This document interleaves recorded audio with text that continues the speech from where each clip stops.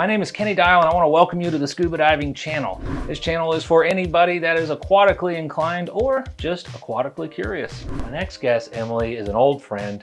I think she has one of the most inspiring stories out there, not only from becoming an incredible independent instructor. She was in demand to be flown around on private jets because people wanted Emily to teach them, their family, and their friends. The real story here is the car accident and how she got through it. Emily decided to dabble in mermaiding and it kind of took off. So she's going to share a little bit about that, how she got started and what she does with it now and how you can do it. So, welcome Emily. Well, Emily, thanks for coming on.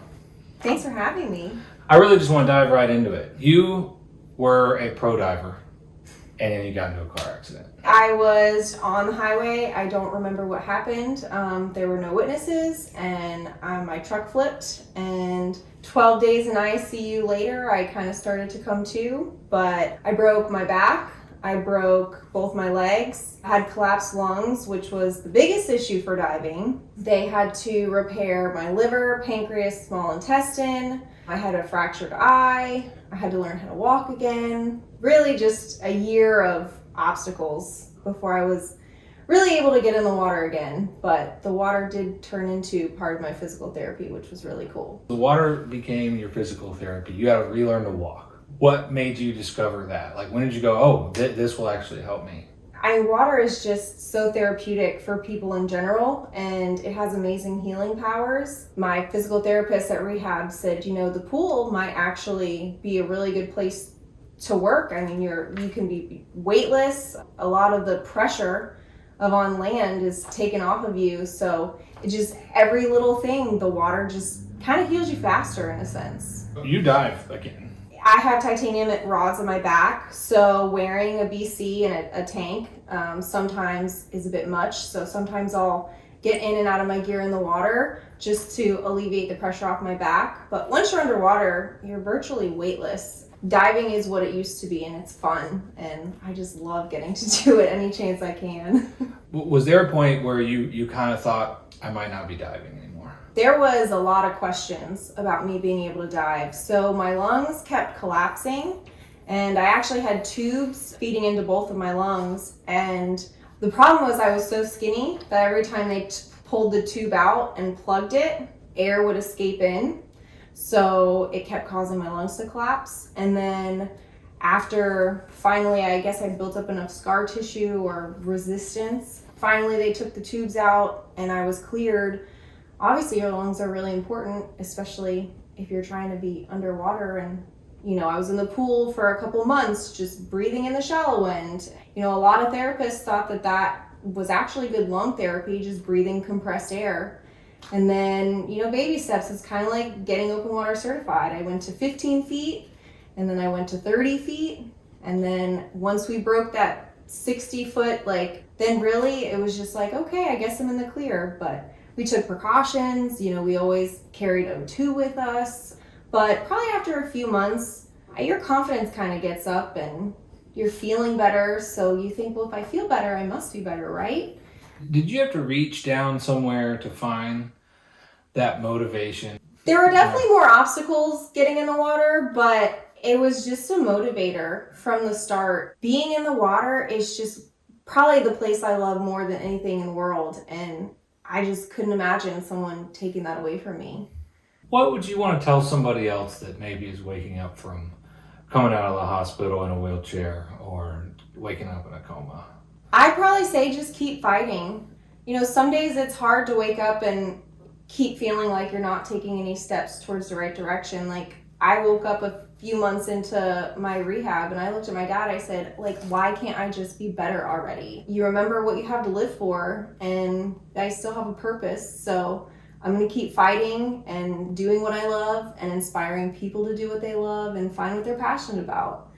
Anyone can do it. Everyone has their own battles and struggles, whether it's physical or mental, and just keep pushing through. It'll get better. What made you originally want to start going pro with diving? We had a really close family friend who was watching a GoPro video of me, and I actually kind of got stuck. Like I went into an opening that I thought I could get out of and I couldn't. And he said, you know, a lot of people would freak out in that situation. Mm-hmm. And you just kind of were like, oh crap, I'm stuck. How do I get out? And you just wiggled my way backwards and out. And he was like, you know, you handled that like a professional. And I was like, oh, you know, maybe I can do this. This isn't so bad. Maybe I can teach other people to do it. And you got all the way up to your dive master, and then you worked boats. Yes. Okay, and you worked boats for how long? About a year, maybe 2. I moved and started working at a dive shop, and I would work at the dive shop and the dive boat. Like I'd go 1 weekend a month. And you got your instructor working boats, so you had the experience. Mm-hmm. How did you go from being instructor for a boat and a shop in South Florida to becoming an independent instructor who had a constant supply of referrals? You know, I realized that your reputation is everything in the industry. It's such a small industry. Everyone knows everyone.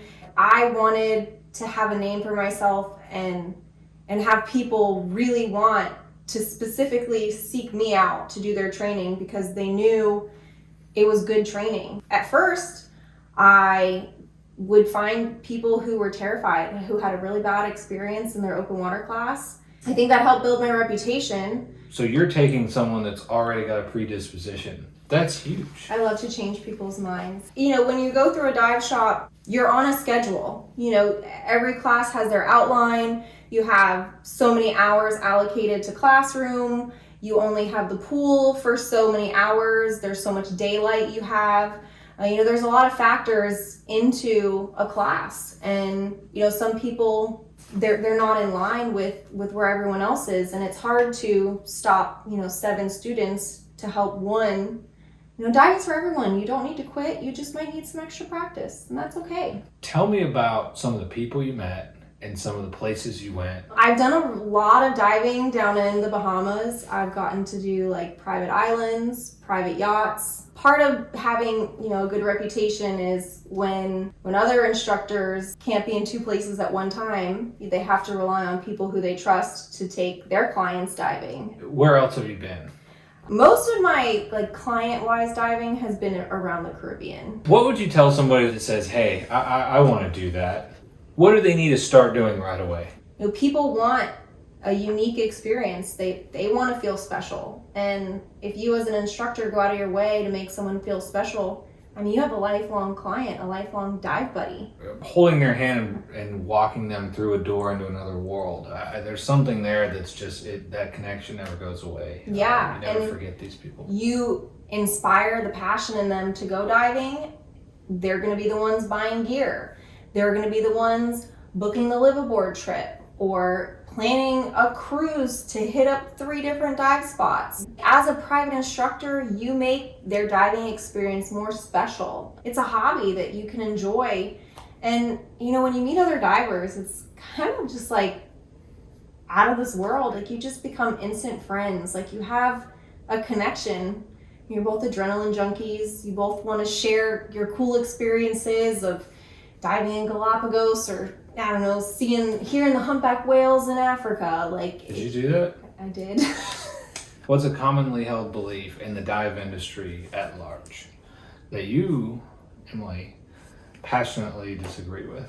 You know, everyone says it's too expensive. If you want to do something, you find a way to do it. Like, I worked on a boat so I could go diving. I worked so I could buy the gear. You know, I didn't want to just rent it. I'm an all or nothing person. All hobbies are expensive. It's an initial investment. If you want to do something, if someone really inspires you to learn something, you're gonna find a way to do it. What would you tell somebody that's on a budget that wants to do it but really can't afford it at the moment, or it's a stretch? I say, what you make a priority, you will do. I've been really fortunate to travel to a lot of amazing countries and cool places around the world. And people, young and old, say, oh my gosh, how do you do it? And I say it's because I make it a priority. I don't go eat out, or like if I'm really trying to save up for a trip, I'm not gonna go out drinking all night with my friends. You know, I'm gonna make sacrifices in the short term so that what I'm really working towards is all that in a bag of cookies. So some shops see the independent instructor as competition. Some do not. Yeah, I would disagree as competition. You know, my students might not be taking their class, but my students are also paying full price for the gear. By me bringing in my own students, I'm actually giving them more money than they're charging their own students. What was the scariest moment in diving for you? This one kind of makes me laugh. I actually was on an advanced dive and I was certifying my dad as one of my students. But on that dive, he did what he was supposed to and he stayed with his dive buddy and they got separated from the group and I thought I lost my dad. And I just did not know how I was going to go home and explain that I lost my dad in the middle of the ocean at night. Oh my gosh. That definitely freaked you out, didn't it? Yeah, it really did. And when I surfaced with the rest of my class, sure enough, his buddy was low on air and they had gone up to the surface.